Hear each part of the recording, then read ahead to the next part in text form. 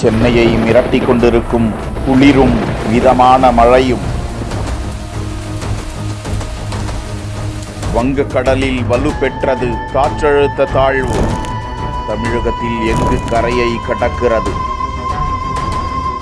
தனியார் வானிலை ஆர்வலரான Tamil Nadu weatherman Pradeep John இதுகுறித்து அவரது ட்விட்டர் பக்கத்தில் தகவலை வெளியிட்டு இருக்கிறார்.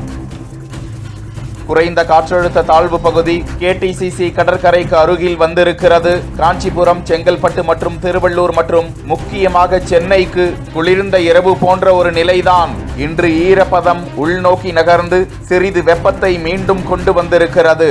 ஆனால் மழை மேகங்களின் பெரும்பகுதி இன்னும் கடலில் தான் இருக்கிறது. KTCC மாவட்டங்களில் இன்றும் நாளையும் நல்ல மழை பெய்ய உள்ளது. அலுவலகம் செல்வோர் மாணவர்கள் தங்கள் பள்ளிகளுக்கு தவறாமல் செல்லலாம். அதே நேரத்தில் இதுவே கடைசி மழையாக இருக்குமா என்றால் இல்லை. கிறிஸ்துமஸுக்கு பிறகு கிழக்கு அலை காரணமாக 26, 27ஆம் தேதிகளில் மிதமான மழை பெய்யும்.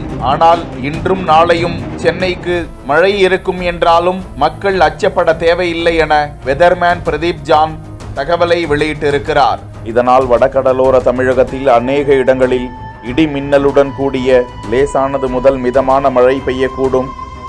தெற்கு வங்கக்கடலில் உருவான காற்றழுத்த தாழ்வு பகுதி அடுத்த 2 தினங்களில் வலுப்பெற்று தமிழக கடலோர பகுதியை நோக்கி மேற்கு வடமேற்கு திசையில் நகரும் என எதிர்பார்க்கப்படுவதாக வானிலை ஆய்வு மையம் தகவலை பகிர்ந்திருக்கிறது.